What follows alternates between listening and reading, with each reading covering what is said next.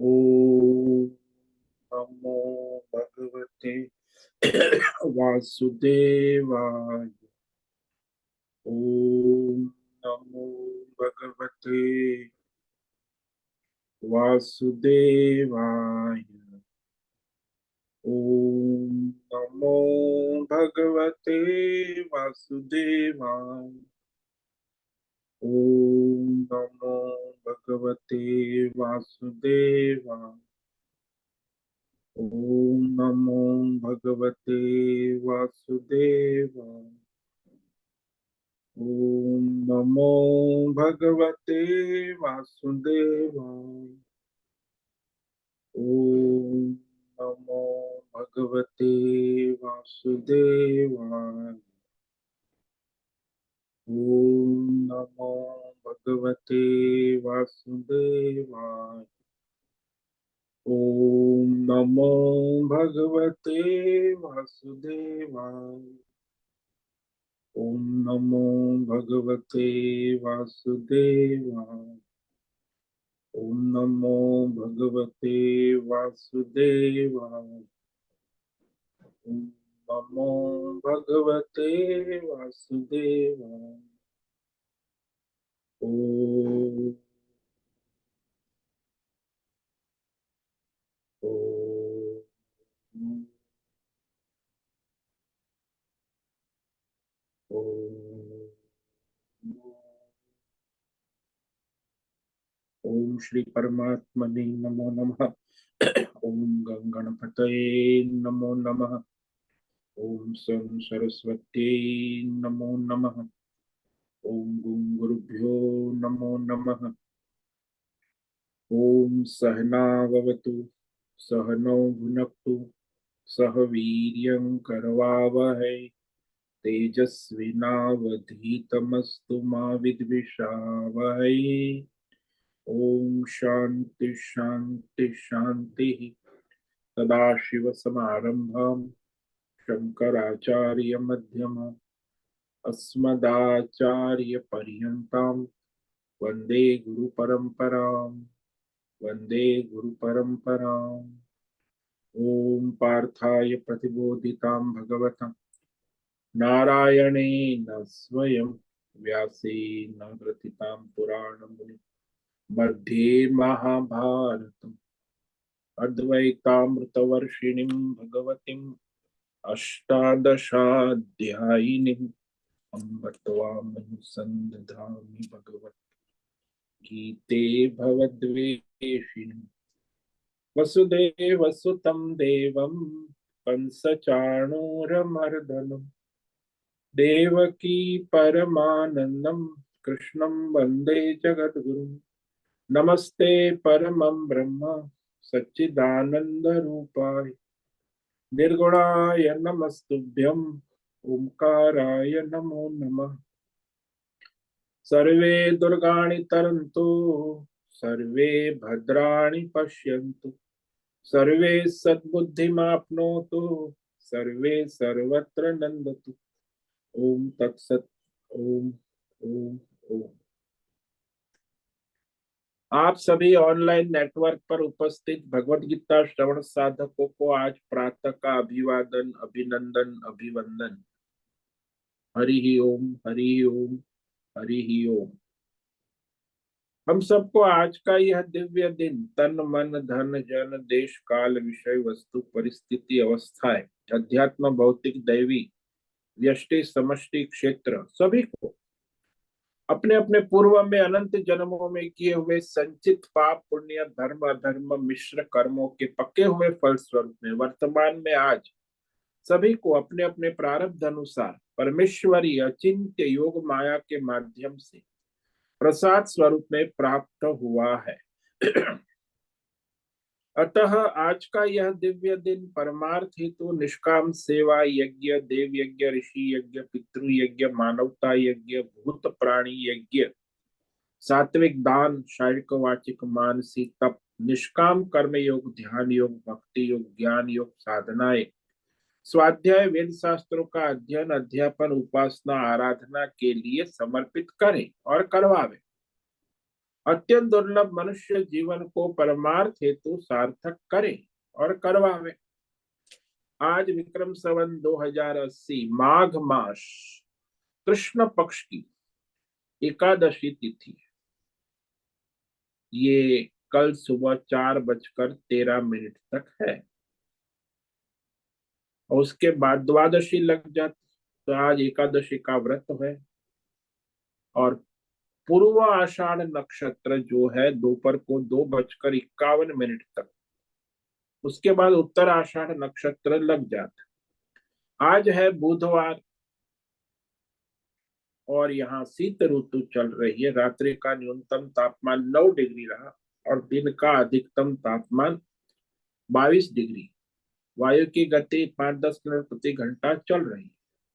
ईस्वी सन 2024 6 मार्च 2024 सुबह के 7 बजने वाले हैं। कलयुग का प्रथम चरण 5248वां वर्ष 7वां वर्ष मनवंतर श्वेत वराह कल्प ब्रह्मा जी का 26वां दिन और 51वां वर्ष चल रहा है। तो ऐसे अनंत कोटि ब्रह्मांडीय परमेश्वरी अचिंत्य योग माया में हमारा यह एक ब्रह्मांड, इस ब्रह्मांड में यह पृथ्वी लोक में समुद्र के ऊपर जम्बू द्वीप में विश्व का एकमात्र वैदिक राष्ट्र भारत में उत्तर हिमालय प्रांत में उत्तराखंड राज्य में टिहरी जिले हिमालयन शिवालिक पर्वतमाला के अंतर्गत मणिकूट पर्वत के ऊपर नीलकंठ महादेव के सामने ऋषिकेश नगरी में मुनि की रेती प्रांत में शीशम झाड़ी में अवधूतवाड़ा आश्रम के सी ब्लॉक के 5 नंबर पहले माले से गंगा किनारे से हम स्वामी उत्तमानंद सरस्वती भगवत गीता के आचार्य शिष्य स्वामी चिन्मयानंद सरस्वती महाराज कैलाद्वैत वेद व्यास भगवत पाद शंकराचार्य की श्रृंगेरी संन्यास परंपरा से शिक्षित दीक्षित सनातन वैदिक भारतीय हिंदू धर्म अनुसार संपूर्ण भगवत गीता ज्ञान यज्ञ ऑनलाइन चैतन्यमय जीवंत लाइव प्रसारण के अंतर्गत व्याख्यान माला में अध्याय 4 ज्ञान कर्म संन्यास योग के श्लोक नंबर 19 पर संस्कृत एवं हिंदी में व्याख्यान करेंगे। दिव्य पवित्र सरल व्यावहारिक सटीक पूर्ण वर्ण अक्षर पद वाक्य पंक्ति श्लोक अध्यायों की संगति संधि अन्वय शब्दार्थ वाक्यार्थ भावार्थ रहस्यार्थ के यथार्थ तात्पर्य सहित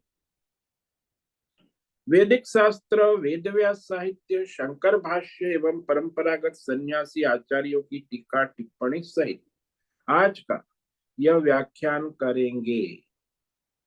कृपया आप सभी श्रद्धा भक्ति ध्यान से परिपूर्ण होकर के यह दिव्य श्रवण साधना करें। कुछ इसमें से ग्रहण करे, कुछ धारण करे, कुछ जीवन में चरितार्थ करे और उसमें निरंतरता लाए।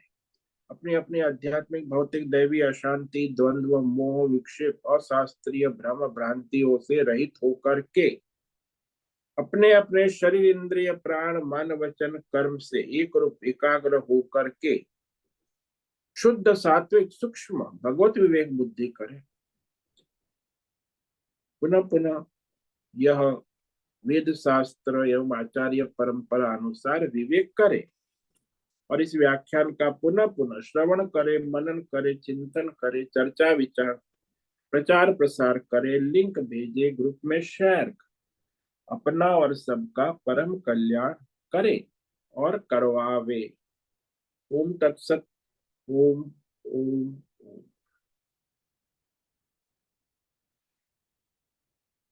तो कल हमने श्रीमद् भगवद गीता अध्याय 4 ज्ञान कर्म संन्यास योग के श्लोक नंबर 18 पर विचार किया था,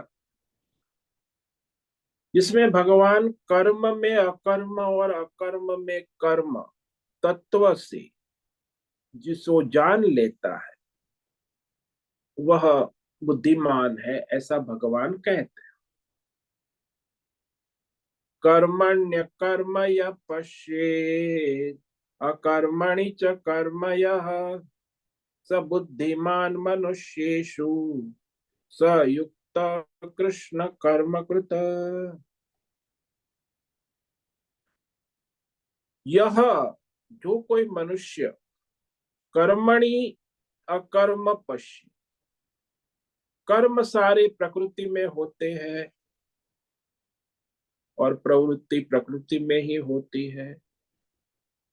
तो कर्म में अकर्म परमात्मा को देखता है, जानता है, और जो अकर्म परमात्मा में प्रकृति के सारे कर्मों को देखता है यानी जानता है, वह मनुष्यों में बुद्धिमान है यानी तत्वज्ञानी है, एकत्व विवेक करने वाला है, युक्त है, और वो हमेशा भगवान से जुड़ा हुआ योगी है।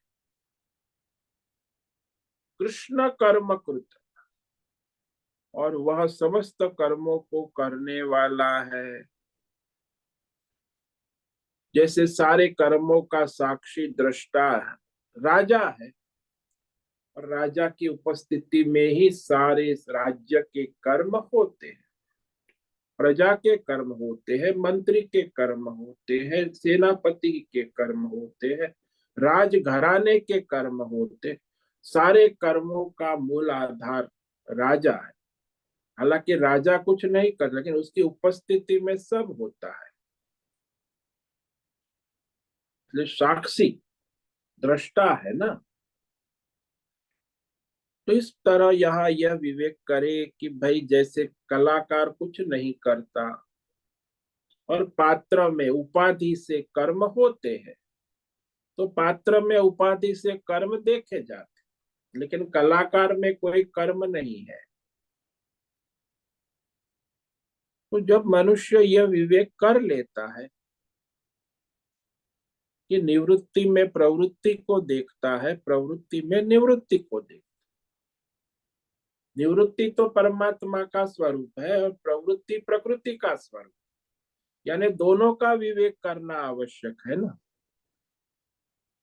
प्रकृति कर्म करती है और परमात्मा अकर्म है, यही विवेक है मुख्य। इसलिए यहाँ स्पष्ट हो गया कि साक्षी आत्मा सर्वथा कर्म से रहित है, और ये माया प्रकृति जो अनात्मा, उसमें तो कर्म है, लेकिन वो सारे कर्म जो प्रकृति कर रही है, वह परमात्मा की सत्ता में ही सारे कर्म को कर सकती है। जैसे राजा की सत्ता में ही राज्य में प्रजा के सारे कर्म होते हैं। इस रहस्य को समझना, ये अकर्म में अकर्म और कर्म में अकर्म, ऐसा जो रहस्य समझ जाता है, यानी जो आत्मज्ञानी हो जाता है, तो उस आत्मज्ञानी के विषय में आगे 3 श्लोक में भगवान कहते कि भी उसका क्या जीवन होता है। तो आत्मज्ञानी का जीवन चरित्र कैसा होता है,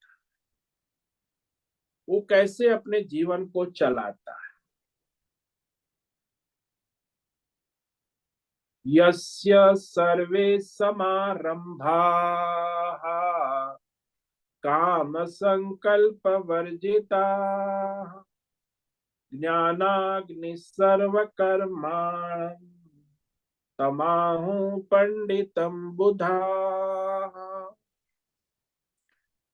कहते वो जो आत्मज्ञानी है, जो कर्म में अकर्म अकर्म में कर्म को देखता है, बुद्धिमान है, योगी है, सभी कर्मों का साक्षी है, तो वह आत्मज्ञानी कर्म में अकर्म अकर्म में कर्म, प्रवृत्ति में निवृत्ति निवृत्ति में प्रवृत्ति जानता है। तो भगवान उसकी प्रशंसा करते कि वह जो आत्मज्ञानी है, उसके सारे कर्म, यस्य सर्वे समारंभाः, जिसके संपूर्ण कर्म प्रारब्ध अनुसार, शास्त्र सम्मत धर्म अनुसार कर्म बिना कामना और संकल्प के होते, काम संकल्प वर्जिता। बिना कामना और बिना संकल्प के, फल की अभिलाषा के बिना और कर्तृत्व अभिमान के संकल्प के बिना, प्रारब्ध अनुसार समस्त कर्म, शास्त्र सम्मत कर्म होते हैं। क्योंकि उस आत्मज्ञानी के सारे कर्म जो है, संचित कर्म तो भस्म हो गए, आगामी भविष्य के अगले जन्मों के कर्म भी भस्म हो गए। केवल प्रारब्ध कर्म चलते हैं शरीर से, तो वह समस्त कर्म उसके ज्ञान अग्नि, आत्म ज्ञान रूपी अग्नि के द्वारा भस्म हो गए हैं। तो ऐसे आत्मज्ञानी को ज्ञानी समाज में, जो आत्मज्ञानी है ब्रह्मवेत्ता समाज में, पंडित आत्मज्ञानी कहते हैं। तम बुधा पंडितम आहो। तो आत्मज्ञानी तो आत्मज्ञानी को जानता है ना, उसे आत्मज्ञानी, तो वह तत्वज्ञानी है, आत्मनिष्ठ है, उसकी बुद्धि भगवतमय हो चुकी है। तो वह वास्तव में पंडित है। पंडित यानी आत्म बुद्धि पंडा, यानी भगवतमय बुद्धि जिसकी हो गई है वही पंडित। आजकल तो पंडित किसको कहते हैं? वहाँ सब्जी बेचने वाला पंडित है, वहाँ वो जो खाना पकाने आता है उसको भी पंडित कहते हैं। अरे पंडित जी सब्जी मंडी, तो ये बनाओ वो बनाओ। लेकिन वास्तविक पंडित का अर्थ होता है आत्म बुद्धि, भगवत बुद्धि जिसकी दृढ़ हो चुकी है, वही पंडित कहते हैं। तो वह किस संत ही संत को पहचान सकता है, आत्मज्ञानी ही आत्मज्ञानी को पहचान सकता है, और कोई तो पहचान नहीं सकते है ना कि ये आत्मज्ञानी है, संत है, महात्मा। इसीलिए अज्ञानी लोग तो नहीं पहचान पाते। इसीलिए भगवान ने कहा कि उसे आत्मज्ञानी लोग ही आत्मज्ञानी कहते हैं, अज्ञानी लोग नहीं कह सकते। अज्ञानी लोग उसे जानते ही नहीं कि ये आत्मज्ञानी है। तो यहाँ जो समारंभा शब्द है, वो सारे कर्म, प्रारब्ध कर्म जो है, क्योंकि कर्म का आरंभ होता है, जिसका आरंभ किया जाता है उसे समारंभ कहते, कर्म। और वो भी कामना और संकल्प से मनुष्य कर्म करता है, आरंभ करता है, संकल्प करके, कामना करके। लेकिन यहाँ इसको कोई संकल्प भी नहीं है, कामना भी नहीं है, तो उसके सारे कर्म बिना कामना और संकल्प के होते हैं, प्रारब्ध के अनुसार।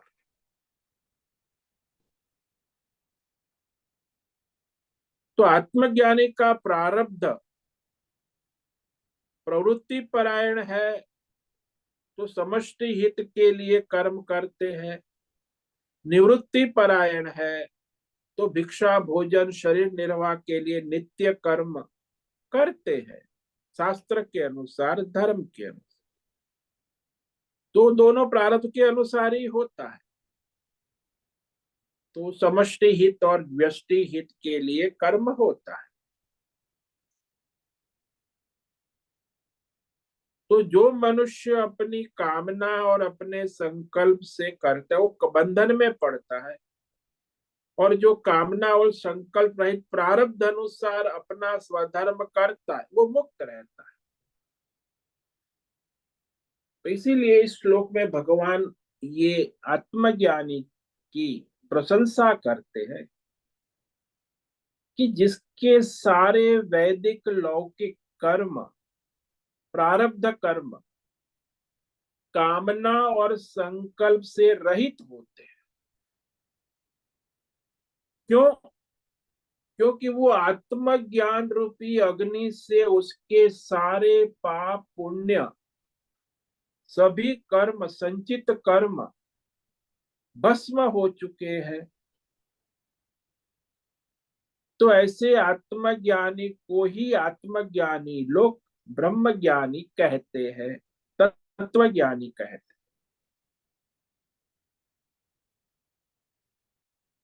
तो वास्तव में देखा जाए तो परमात्मा में किसी प्रकार के कर्म, तीनों, संचित, प्रारब्ध और आगामी, भूतकाल के, वर्तमान के और भविष्य के। तो भूतकाल के कर्म को संचित कर्म कहते हैं।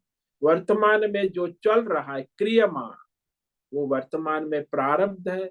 और जो आगे भविष्य में भोगने वाले कर्म, वो आगामी, अगले जन्मों में भी भोगने होंगे। जो अज्ञानी है वो अपने संचित कर्म को भोगता है, ज्ञानी भी भोगता है, लेकिन दोनों में फर्क। तो वह जो परमात्मा में तो किसी प्रकार के कर्म है नहीं, पारमार्थिक स्तर से तो कर्म का अभाव। और परमात्मा में ही माया उपाधि की दृष्टि से, माया उपाधि की दृष्टि से सारे व्यवहारिक कर्म, वैदिक और लौकिक, ये जो व्यवहारिक कर्म है सब माया उपाधि से। यह जो समझने वाला है वह आत्मज्ञान,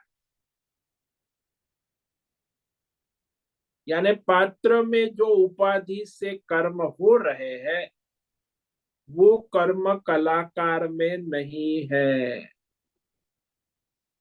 कलाकार कर्म नहीं करता है, पात्र उपाधि से कलाकार के द्वारा कर्म होते हुए प्रतीत होते हैं। तो यहाँ कर्म को समारंभ कहते हैं। भगवान ने समारंभ शब्द कहा, क्योंकि कोई भी कर्म हो उसे प्रारंभ करना ही पड़ता है।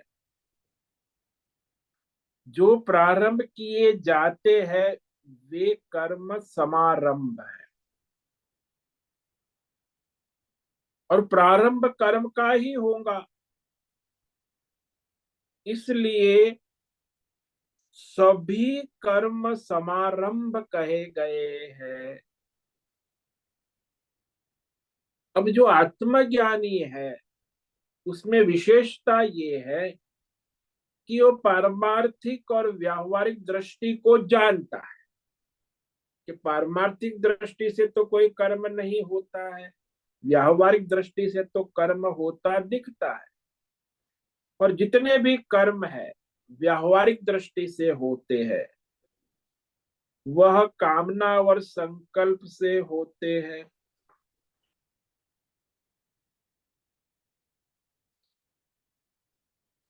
आत्मज्ञानी के कामना और संकल्प से रहित होते, और अज्ञानी के तो कामना और संकल्प के सहित होते। क्योंकि अज्ञानी को कामना होती है संकल्प से। यहाँ श्लोक में बताया है, गीता में इसी दूसरे अध्याय में हमने देखा था, श्लोक नंबर 62 और 63 में, कि मनुष्य कामना से प्रेरित होकर ही कर्म करता है। लेकिन कामना क्यों करता है? तो उसमें कहा कि उसका संकल्प, संकल्प क्यों करता है? उसके पीछे विषय चिंतन। इसलिए ध्यायतो विषयान पुंस संगास्तेषु संगात संजायते काम।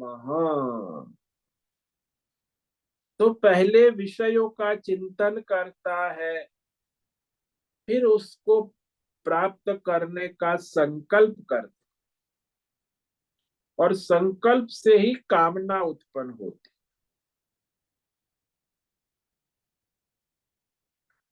कामना होती है संकल्प से।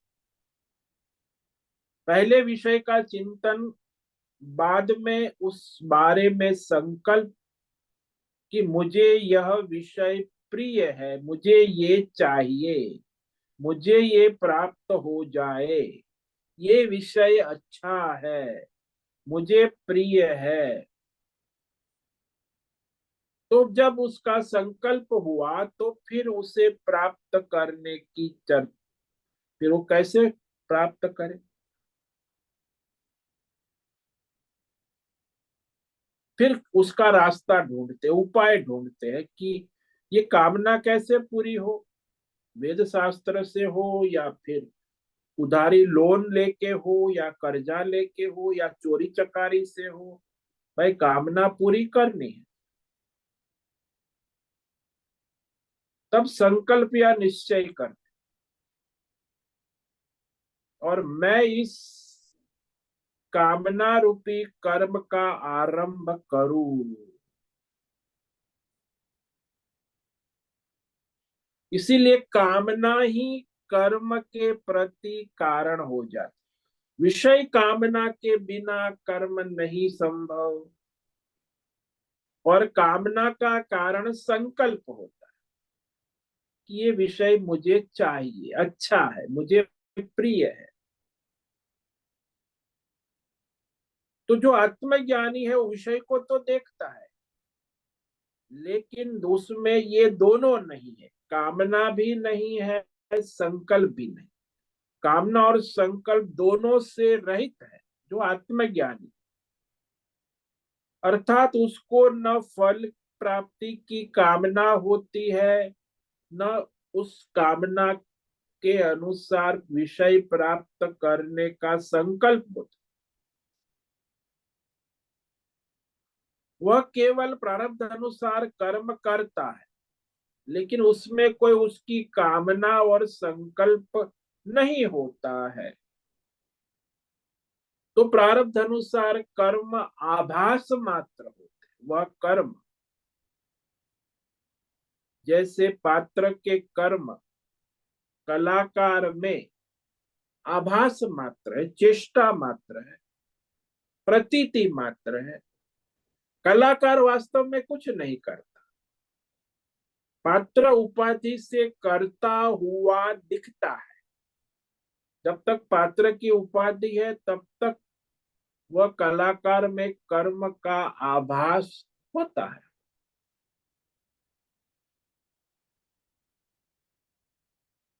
तो यहाँ कामना और संकल्प से रहित जो कर्म है वो करता है।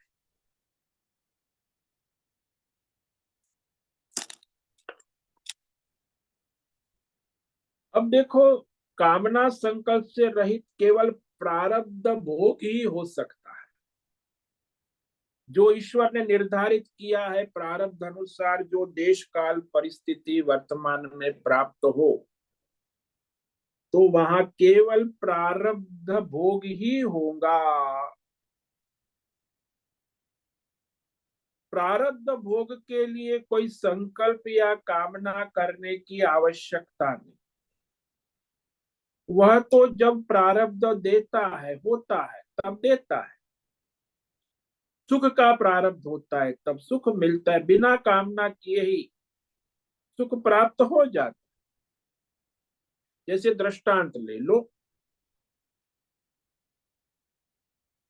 कि तुम किसको मित्र के घर गए मिलने, कि उससे कुछ बातचीत करनी थी,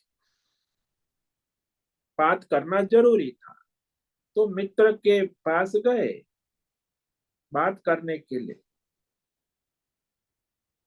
तो वहां कुछ उसका घर में उत्सव चल रहा था, भोज का कार्यक्रम चल रहा था। तो मित्र आए, आजा आजा आजा देवदत्त, मित्र आ गया तो खुश हो गया, मित्र तो खुश होता ही। अब भोज चल रहा है, वो तो उसके लिए गया ही, उसको पता ही नहीं था कि उसके घर में भोज है। उसके मन में संकल्प भी नहीं था कि वहां मित्र के जाकर वहां भोज, उसको निमंत्रण भी नहीं था। तो वहां गया तो भोजन चल रहा है, तो उससे वहां जाकर भोजन करूं न यह कामना थी, न संकल्प था, वहां चला गया। और मित्र कहता है, अरे बात क्या, पहले तू भोजन करने बैठ, आज रसगुल्ला है, बढ़िया रसगुल्ला खा। बिठा दिया। न उसकी कोई कामना है, न उसका कोई संकल्प, वो तो ऐसे ही गया था, काम संकल्प से रहित वहां बात करने गया था, लेकिन वहां तो भोजन पे बिठा दिया, रसगुल्ला खाया। एक खाया, दो खाया, रसगुल्ला खा रहे हो, बढ़िया मिठाई है, मन खुश हो गया। वह रसगुल्ले ने जो उसे सुख दिया,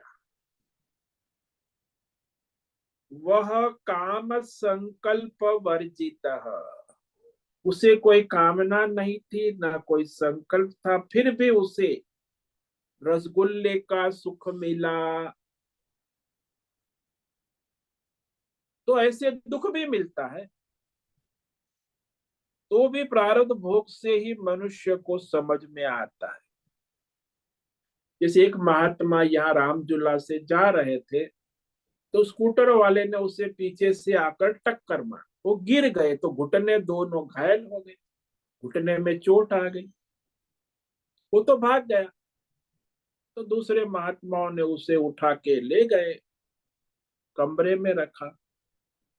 अब वो प्रारब्ध भोग है, उसको कहा अब अस्पताल ले चल, बोले नहीं नहीं नहीं, मुझे कहीं नहीं जाना, मेरा प्रारब्ध भोग है। तो कमरे में अपने बैठे, कोई उठने में घुटने में परेशानी, चोट लगी थी बड़ी, तो डॉक्टर के पास गए ही नहीं, प्रारब्ध है। 3 महीने में ठीक हो गए, फिर चलते फिरते घूमने दौड़ने लगे। मुझे डॉक्टर के पास जाते तो जल्दी 1 महीने में नहीं, बोला प्रारब्ध है उतना ही है। डॉक्टर के पास जाएगा, वो ऑपरेशन करेगा, वो प्लास्टर डालेगा, फिर वो 3 महीने में जब ठीक होना है तभी होगा। लेकिन आप मानोगे डॉक्टर ने ठीक कर दिया, वो तो ईश्वर ने ठीक किया, डॉक्टर को कर नहीं सकता कोई डॉक्टर।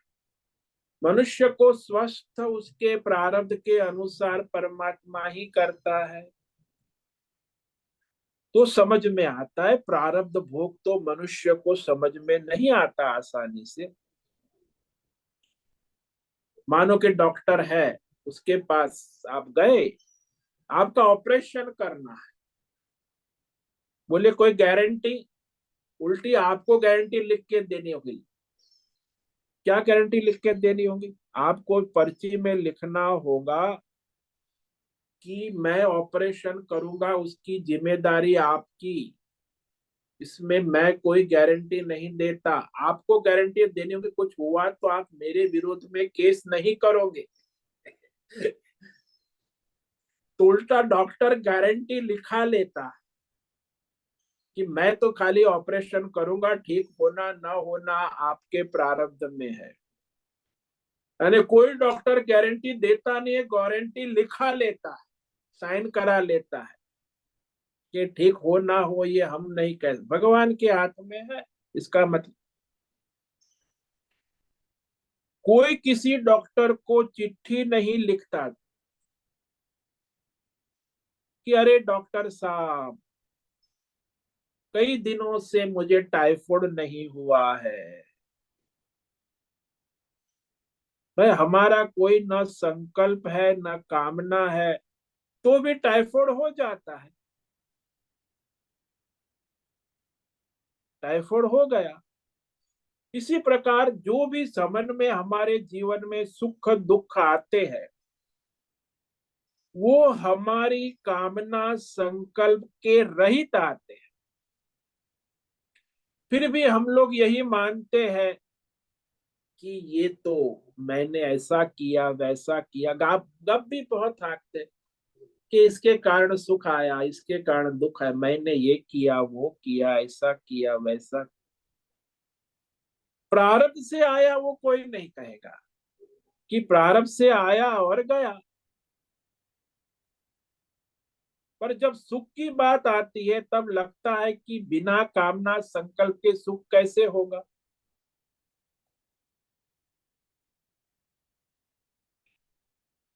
ये बड़ा विचित्र मामला है संसार में। कोई भी मनुष्य को नुकसान होता है व्यापार धंधे में, वो व्यापार धंधा करता है, उस समय नुकसान हो रहा है। व्यापारी वही है, दुकान भी वही है, बुद्धि भी वही है, बुद्धिमान है, काम कर रहा है। तो पहले मुनाफा होता था, लाभ हो रहा था, और अब नुकसान हो रहा है। दुकान बंद करने की नौबत आ गई है। तो कहता है कि हमारा नसीब ही ठीक नहीं है, प्रारब्ध भाग्य दैव की बात करता है। लेकिन जब उस दुकानदार को फायदा हो रहा है, मुनाफा हो रहा है, तब ऐसा नहीं कहता कि दैव ईश्वर प्रारब्ध भाग्य की बात नहीं करता। तब वो कहता है, अरे मैं सुबह 6 बजे से रात को 10 बजे पे दुकान पे मेहनत करता हूँ, मेरी मेहनत की गाढ़ी कमाई होती है, मैंने अपनी मेहनत से मुनाफा कमाया है। लेकिन वही व्यापारी जब नुकसान होने लगता है तो नुकसान के समय ये नहीं कहता कि मैं सवेरे से शाम रात को 10 बजे तक गाढ़ी मेहनत करता हूँ, इसीलिए जाकर मेरा नुकसान हो गया है। अरे बैठे बैठे थोड़े नुकसान हुआ, मैं सुबह 6 बजे से रात को 6 बजे की इतनी मेहनत करता हूँ, तभी इतना नुकसान, दुकान बंद करने की नौबत आ गई है। बैठे बैठे नुकसान हो गए, ऐसा कोई व्यापारी नहीं कहेगा। तो इस तरह यहां सोचो कि सब सोचते हैं कि हम काम नहीं करेंगे तो कैसे चलेगा। कष्ट दुख के समय तो मनुष्य दैव को, प्रारब्ध को, ईश्वर को तो याद करता है, दृष्टि कर लेता है। परंतु जब सुख सुविधा के समय समझता है कि मैंने अपने संकल्प से, अपनी कामना से, मेहनत पूर्वक, अपनी बुद्धिमानी से कर्म किया, इसीलिए मुझे ये सुख मिला, सक्सेस मिला, मिल रहा है, मेरे संकल्प और कामना से मैं सुखी हूँ, सफल हूँ, सार्थक हूँ।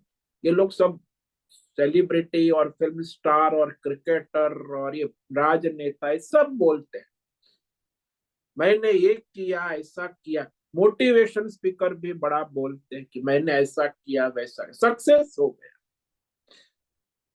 मैं सुखी हो गया।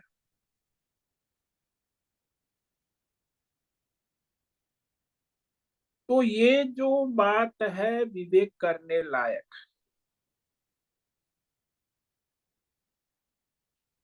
कि जब हम कामना और संकल्प से कर्म करेंगे तो फल तो उत्पन्न करेगा। कामना संकल्प के बिना सुख दुख केवल प्रारब्ध मात्र से मिलते हैं। इसीलिए प्रयत्न करने से, देखो, प्रारब्ध से भी सुख दुख मिलता है और प्रयत्न से, पुरुषार्थ से भी सुख दुख मिल सकता है। संसार में दुख के लिए प्राय कोई प्रयत्न नहीं करता, कभी कभी करते भी है। जैसे यहाँ ठंडी की मौसम है, जनवरी का महीना है, वसंत पंचमी है, ठंडा है और शादी ब्याह की सीजन है, तो महिलाएं सज धज कर गहने कपड़े शोभा प्रदर्शन करने के लिए रात को जाती है शादी ब्याह में। तो स्वेटर शाल नहीं ओढ़ती, तो ठंडी से ठिठुरती रहती, क्योंकि गहने कपड़े, अपने चेहरे का प्रदर्शन, टोपी भी नहीं पहनती, बाल का प्रदर्शन करना है, चेहरे का, गहने का, कपड़े का, तो टोपी नहीं पहनती है, शाल नहीं ओढ़ती, स्वेटर नहीं पहनती, तो ठिठुरती है ठंडी से रात। तो सुबह बीमार पड़ जाती है, सर्दी जुकाम हो।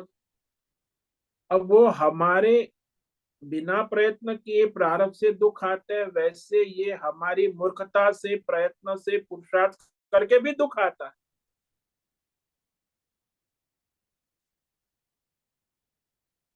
तो इसी प्रकार हमारे प्रयत्न से भी कोई सुख दुख का विषय आता है, ऐसा हो सकता है।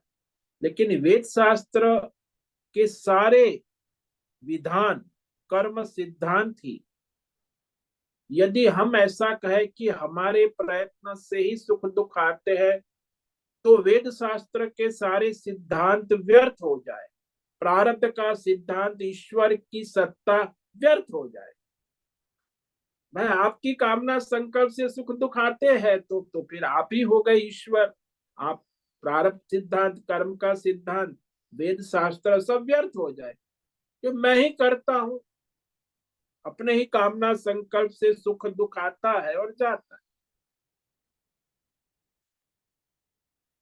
इसीलिए जो जानता है कि जीवन में जो भौतिक अध्यात्म दैव देश काल परिस्थिति आती है, शरीर इंद्रिय प्राण मन बुद्धि 24 तत्वों में आती है,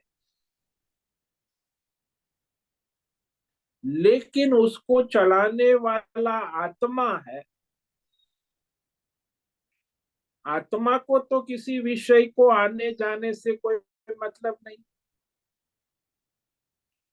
आत्मा न करता है न भोगता है, वो तो साक्षी दृष्टा है। इसलिए प्रकृति ही प्रकृति के द्वारा कर्म और फल उत्पन्न होते हैं।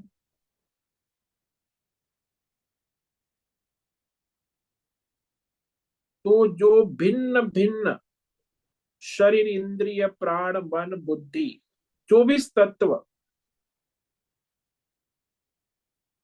में सारा कामना और संकल्प होते हैं।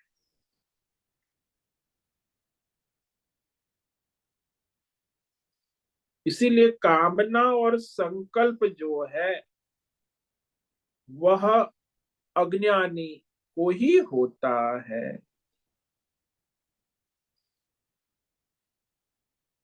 क्योंकि अज्ञानी को हमेशा दुख की निवृत्ति और सुख की प्राप्ति की इच्छा होती रहती, कि मेरा कष्ट दूर हो, और वो भी कामना, और मुझे सुख प्राप्त हो, वो भी कामना।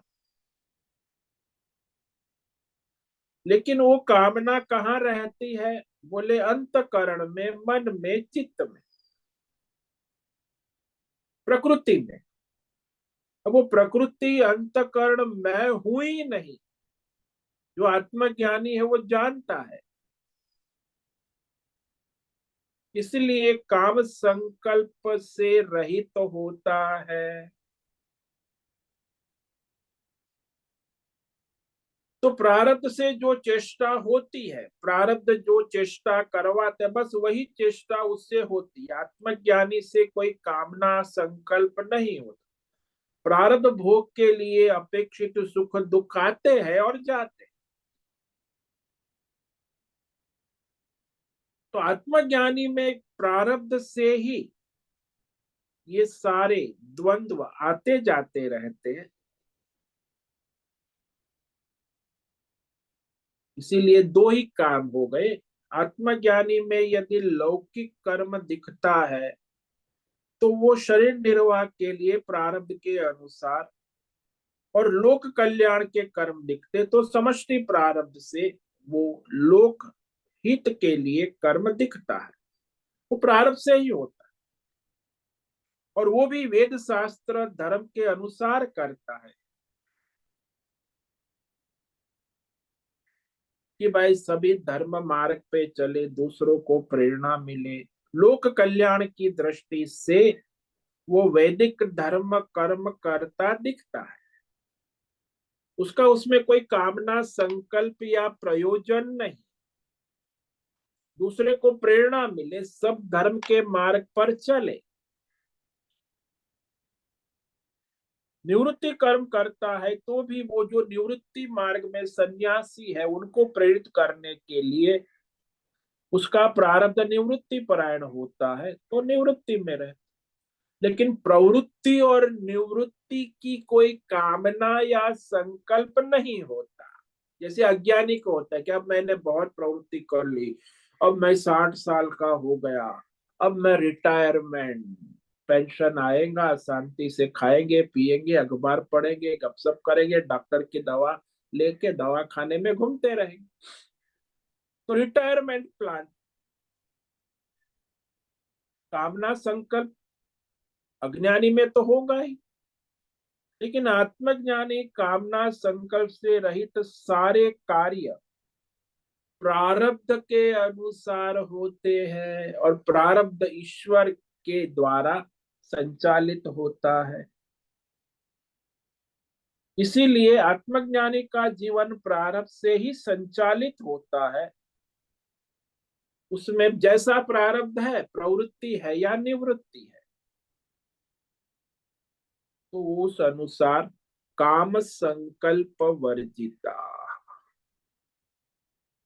सारे कर्म इसी अनुसार प्रारब्ध अनुसार ही होते हैं। अब कहा कि ज्ञानाग्नि सर्व कर्माणि भस्मसात कुरुते तम बुधा पंडितम आओ। तो दूसरी पंक्ति पर हम कल विचार करेंगे। तो आज हमने ये पहली पंक्ति पर विचार किया इस श्लोक में, यस्य सर्वे समारंभा काम संकल्प वर्जिता ज्ञानाग्नि दग्ध कर्माणम तमाहु पंडितम बुधा। तो इस तरह भगवान आत्मज्ञानी की प्रशंसा करते कि आत्मज्ञानी कैसे अपने परमात्मा में स्थित रहता है और सभी कर्म करता हुआ दिखता है। बिना कामना और संकल्प के उसके सारे कर्म होते। यस्य सर्वे समारंभाः काम संकल्प वर्जिता ज्ञानाग्निदग्ध कर्माणम तमाहु पंडितम बुधा।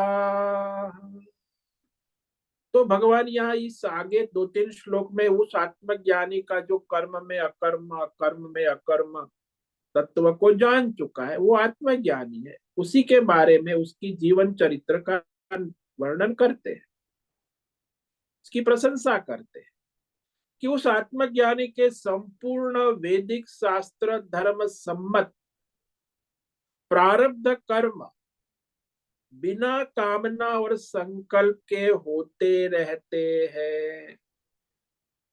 क्यों? क्योंकि आत्मज्ञान रूपी अग्नि के द्वारा उसके सारे संचित कर्म भस्म हो गए हैं। तो उस आत्मज्ञानी को दूसरे आत्मज्ञानी जन ही पंडित कहते कि भाई हाँ ये आत्मज्ञानी, आत्मज्ञानी को आत्मज्ञानी ही जान सकता है, संत को संत ही पहचान सकता है। ये समाज या अज्ञानी तो नहीं समझ सकते कि इसकी भगवत में बुद्धि है कि नहीं है। तो ये जो है इस पर हम कल आगे विचार करेंगे। ओम नमो नारायणाय, ओम नमो नारायणाय, ओम नमो नारायणाय, ओम नमो नारायणाय, ओम नमो नारायणाय।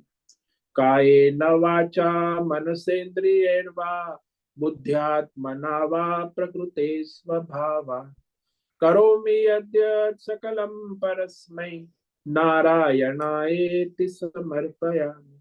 ओम सर्वे भवन्तु सुखिनः, सर्वे सन्तु निरामयाः, सर्वे भद्राणि पश्यन्तु, मा कश्चित् दुःखमाप्नुयात्, अस्तो मा सद्गमय, तमसो मा ज्योतिर्गमय, मृत्योर्मा मृतंगमय। ओम पूर्णमद पूर्णमिदं पूर्णात् पूर्णमुदच्यते पूर्णस्य पूर्णमादाय पूर्णमेवावशिष्यते। ओम शांति शांति शांति।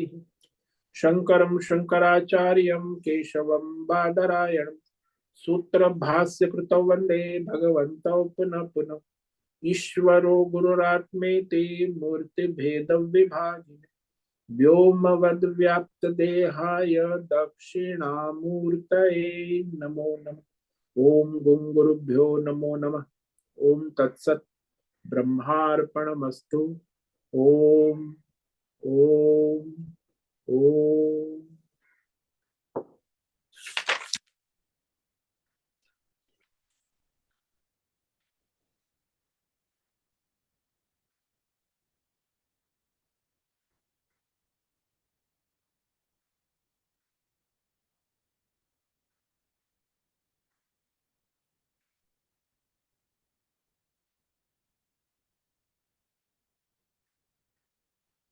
ओम नमो नारायणाय स्वामी जी।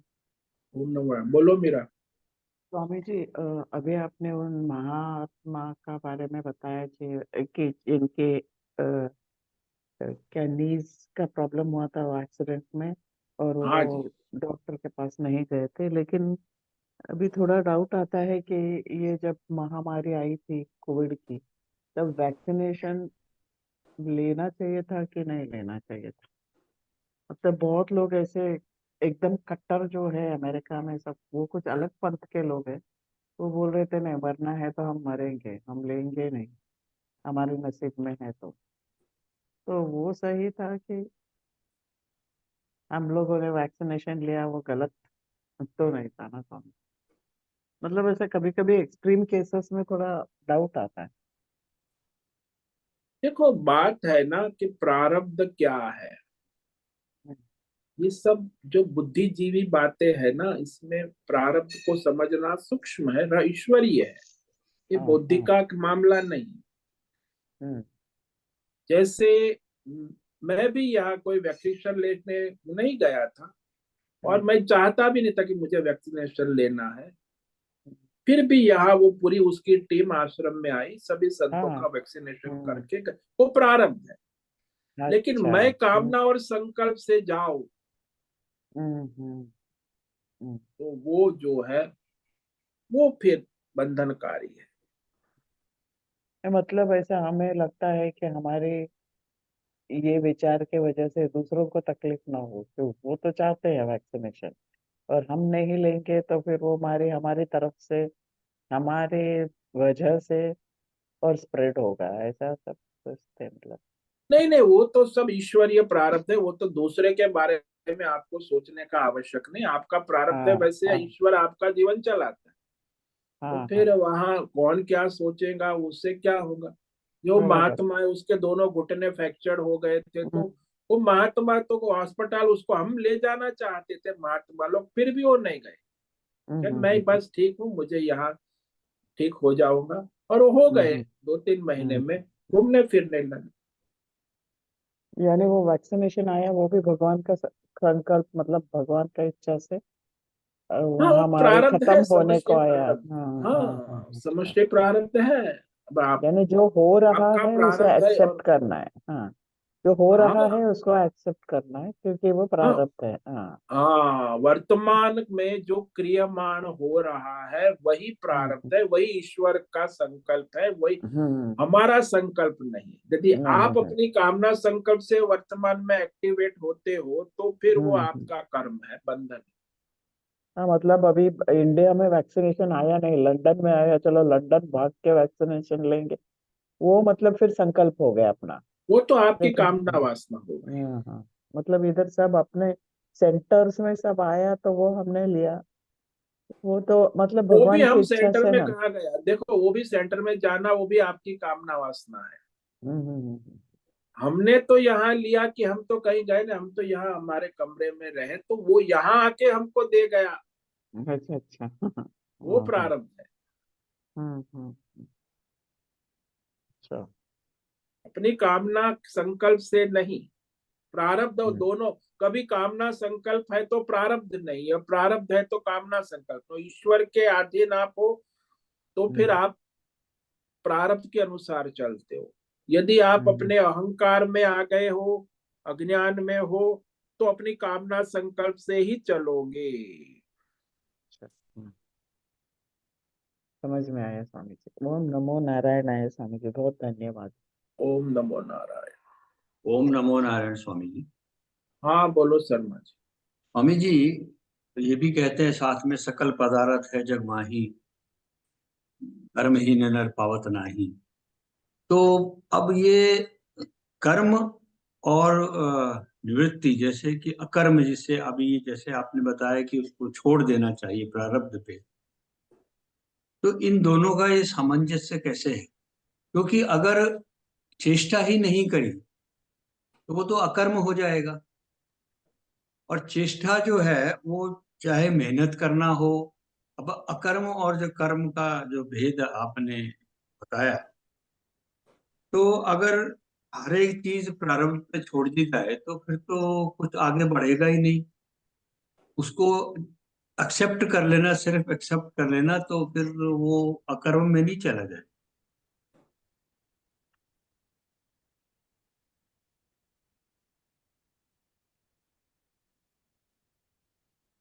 जी स्वामी।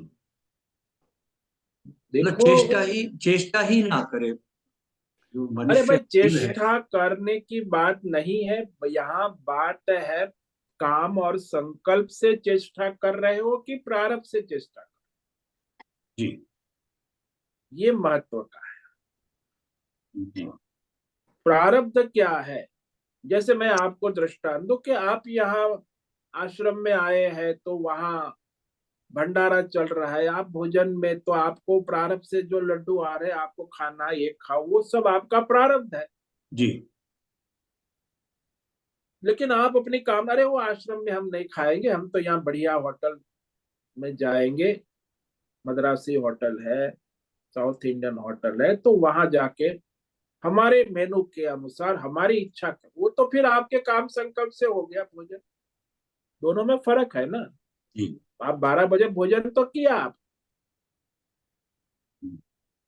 तो एक होता है कामना संकल्प से आपने भंडारे में जो भी प्रसाद मिला खा लिया, और दूसरा है अपने होटल जाके अपनी मनमानी जो आपका था वो किया आप, टेस्ट।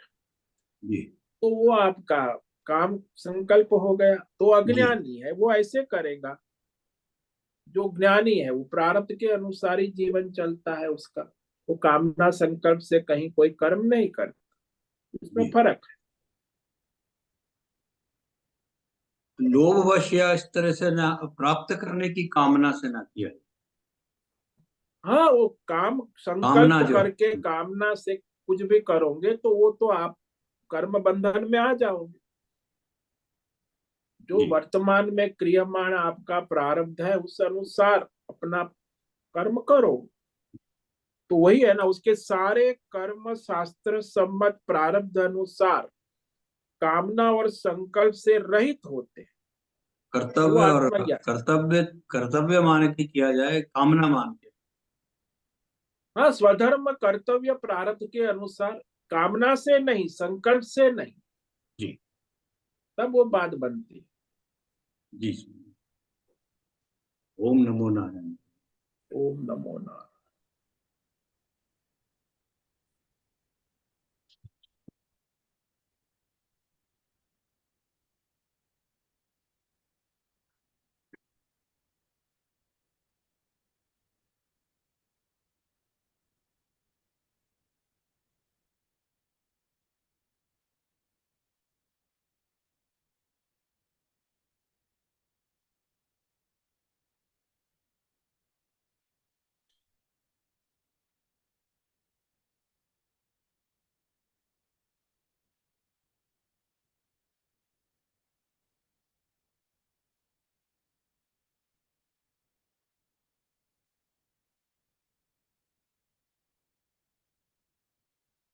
आज एकादशी है, एकादशी का व्रत करें, और हो सके तो जितना फलाहार है, जलाहार है, दूध है, निर्जला है, जैसी आपकी शक्ति है, निर्जला भी कर सकते, दूध से भी कर सकते, फल से भी कर सकते, जैसी आपकी, लेकिन वो व्रत करे, अन्न ना खाए।